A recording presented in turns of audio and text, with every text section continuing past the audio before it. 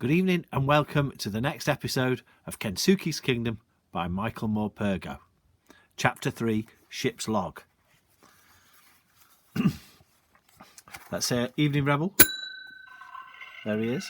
Now, yesterday when we were in the middle of Chapter 3, we got to Michael's family had finally made it to Recife in Brazil. And today we're going to find out where the next part of their journey went to. Okay?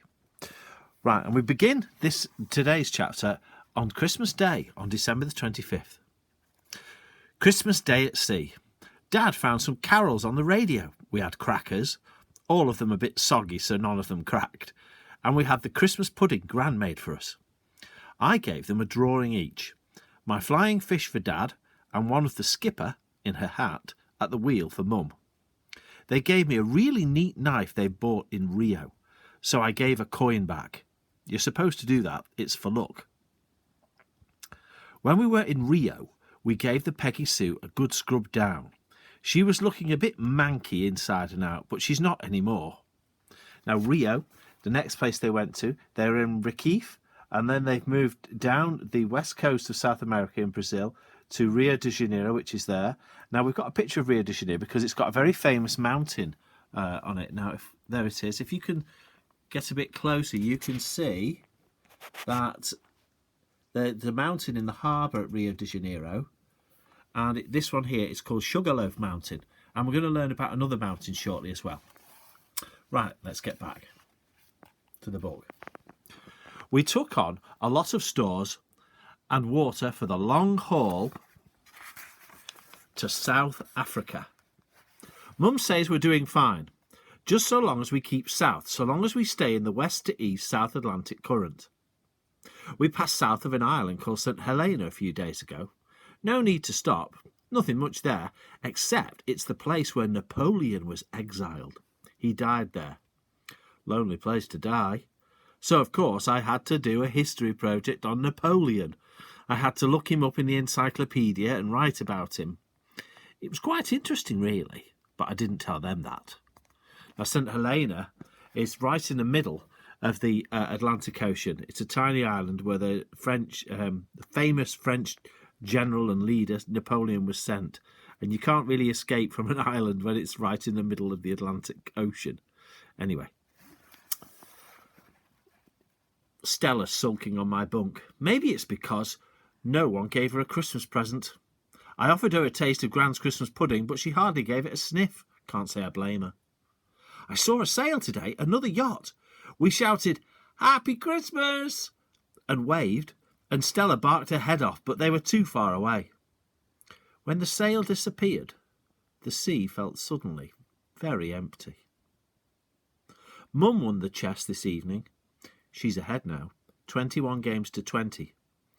Dad said he let her win because it was Christmas. They joke about it, but they both want to win. January the 1st, New Year's Day. Africa again.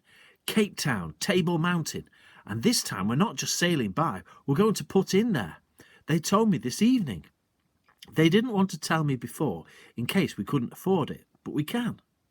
We're going to stay for a couple of weeks, maybe more. We're going to see elephants and lions in the wild. I can't believe it. I don't think they can either. Here's Table Mountain in South Africa. It's in Cape Town, and that it's called Table Mountain. Obviously, this is in Cape Town, the main city at the tip of South Africa. And there's Table Mountain, obviously called because it's so flat, it looks just like a table. Okay. When they told me, they were like a couple of kids, all laughing and happy. They were never like this at home. These days, they really smile at each other. Mum's getting stomach cramps.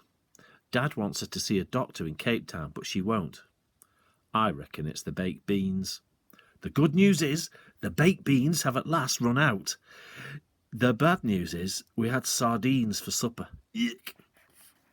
February the 7th. We're hundreds of miles out in the Indian Ocean. And then this happens. Oh, I think something's going to happen here. Stella hardly ever comes up on deck unless it's flat calm. I don't know why she came up. I don't know why she was there. We were all busy, I suppose. Dad was brewing up down in the galley, and Mum was at the wheel. I was doing one of my navigation lessons, taking bearings with the sextant. The Peggy Sue was pitching and rolling a bit, so I had to steady myself. I looked up and I saw Stella at the bow of the boat. Now, the bow of the boat is the front of the boat. One moment she was just standing there, the next, she was gone.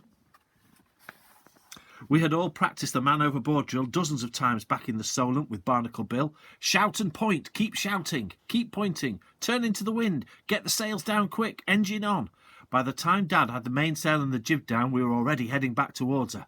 I was doing the pointing and the shouting too. She was paddling for her life in the gleam of a looming wave. Dad was leaning over the side and reaching for her.